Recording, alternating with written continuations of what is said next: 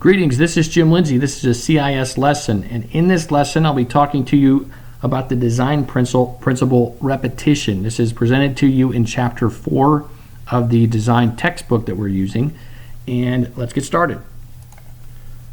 Okay, let's define this principle. First, the definition is this: you should repeat some aspect of your design throughout the entire piece. So I have Bart Simpson standing at the chalkboard, writing every episode of The Simpsons starts, he's always, writing sentence after sentence after sentence. Like Bart has to write, 100 times on the board something, you should repeat some aspect of your design throughout your entire piece. And what that does, it creates a sense of consistency and something that the reader can expect and recognize as they go from page to page to page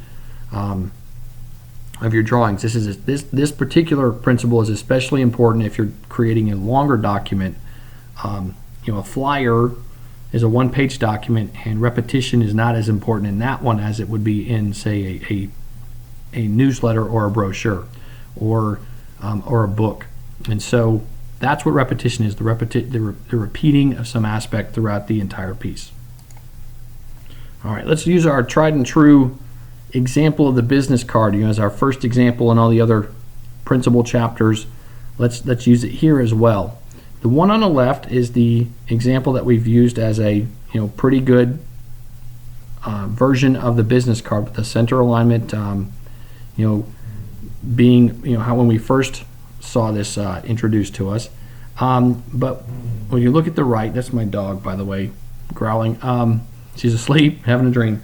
On the right, what you see is the same information, but it's right aligned in this case. But also look at the bottom. This very last item is bolded or heavier. It's a heavier typeface than what you see above it. And that's the repetition here. You have going from the heavy text at the top to the heavy text at the bottom. That's the repetition in the example. And what that does for you visually is basically, as you look at this example on the right, your eyes, as you look at that one, you tend to, your eyes kind of bounce from top to bottom of the card and you read it better, as opposed to this one over here where Mermaid Tavern, you go down here and then you look at something else. And so it really does effectively kind of guide your eye back up the page by putting this, there's two heavy borders in place, the phone number being one and the name of the Mermaid Tavern at the top. And so that's the first example of repetition that you see from this book. Okay, this next example comes from page 53 in your text, and as you look at that example, what Robin Williams points out is that as we construct documents, we naturally put some sorts of repetition in place. So, for example, if you're writing a newsletter, and let's say this is a newsletter, that would be the title of what this page is about, and then these more bold bits that you see right here would be the titles of individual little stories on the page. We usually do that just through our standard formatting of documents, and what she wants to encourage you to do is to really emphasize that repetition. So instead of just using, and she has a couple of pictures of this same document where these headings are not as pronounced or not as emphasized, and this looks better by taking those natural breakpoints, these places where another story starts, taking those and emphasizing those with this heavy font right here. By doing that consistently, your reader gets a feel for when a new story starts. And so, and this is this. Using the heavier font versus the lighter font, that's actually the principle of contrast. But by doing it consistently, by repeating that throughout your entire document, your reader is going to know where the new stories come by just glancing at a page, not even having read it, going, oh, that's where a new story is. That's a new story. That's a new story, because they get used to that. Let's take that a step further and look at our next example. In this example, and at this point we're on pages 54, 55 of your textbook. These are two facing pages of a newsletter.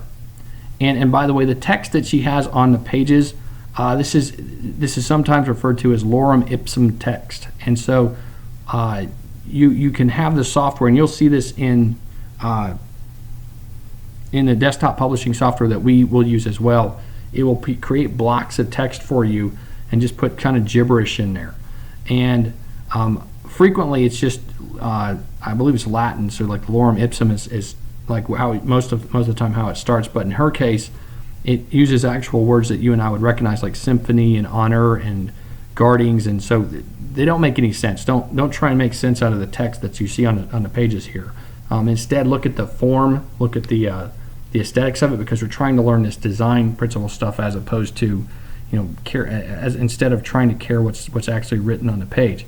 So repetition, where does that come into this document? Well, she has several examples of repetition. Please also ignore these little arrows coming in from the side. When I took pictures of this and then cropped the pictures, these are like little arrows coming out from stuff that you would see in the textbook, and so we don't need to pay attention to those either. What do we pay attention to? Well, look at the top of the page. We have a consistent graphic at the top of each one of these pages. We have this horizontal line with sort of the heavy part in the middle. That's consistent. We have the consistent use of new stories starting with heavier text.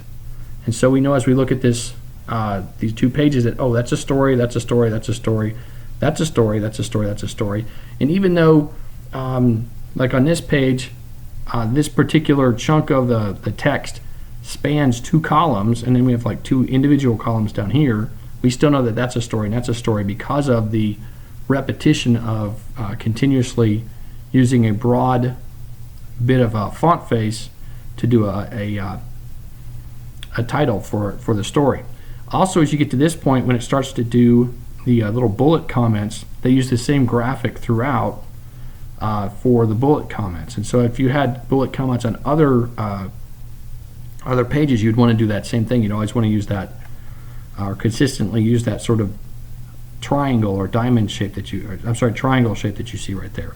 There's consistent placement of the page numbers. On the left-hand side of the page, it's on the left-hand column edge, and on right-hand columns, it's on the right-hand side of the page. So those are several different examples of repetitious elements that you find on the pages, which would help the viewer as they peruse through your magazine or your newsletter, know what each thing was and feel comfortable with the publication.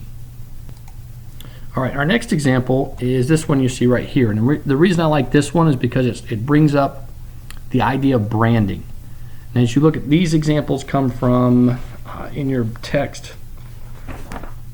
Look at page 56, and you'll see these examples, in bigger and in better detail. But basically, there's a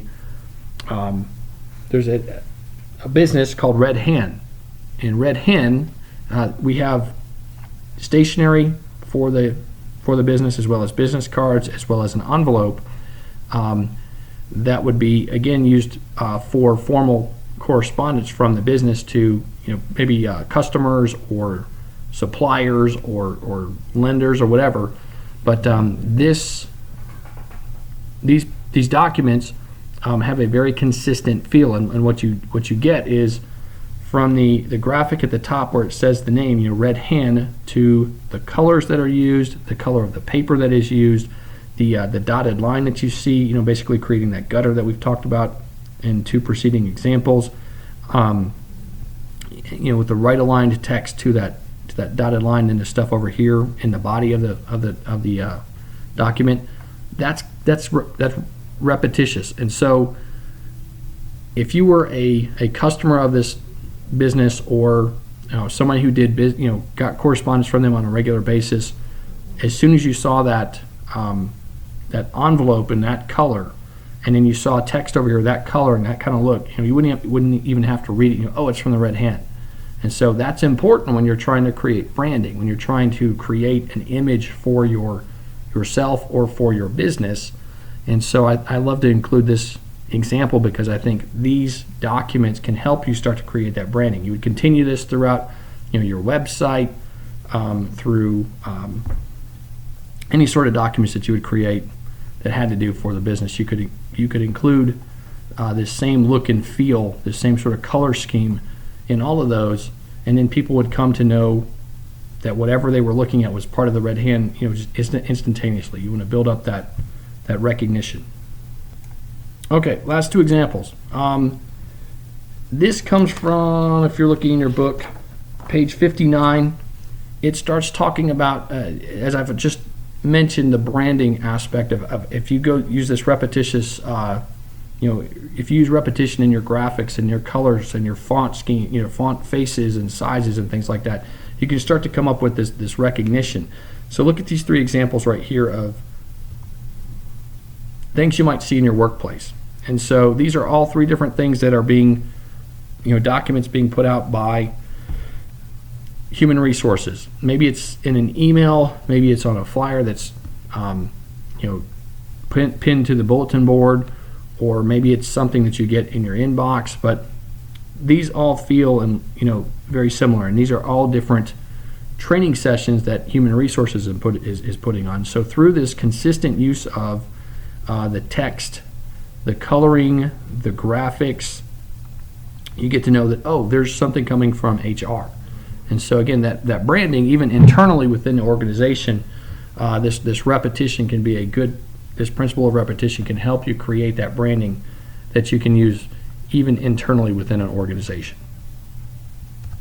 Okay, and the last example I would like to share with you is this one. This one comes from page 63 in your chapter, and again, there are many more examples in the chapter than I've presented to you.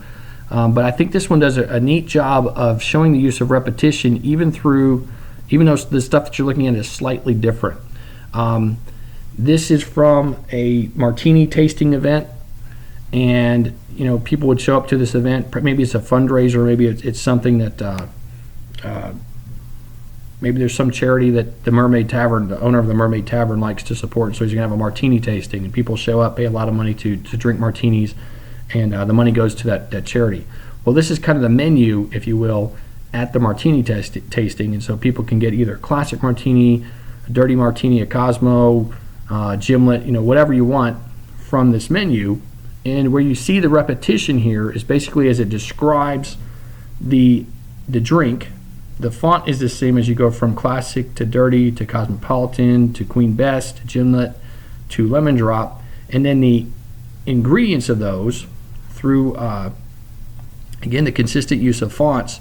It's talking about what's inside of it as well as descriptions of those drinks, and so that's the repetition that you see on this page. So even though and also a repetition of the graphics, kind of a similar feel of graphic as you go through this one, even though it's a one-page document, you're still getting repetition there.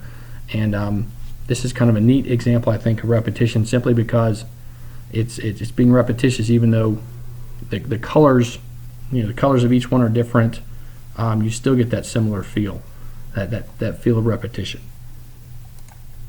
Okay, so let's close this lesson. Basically, we've been learning about repetition, and again, this comes from chapter 4 of the design textbook, and repetition is repeating some aspect of your design throughout the entire piece. I think that Robin Williams has done a good job of communicating that and giving us examples. I hope that you have learned what we were talking about, and thanks for your time and attention.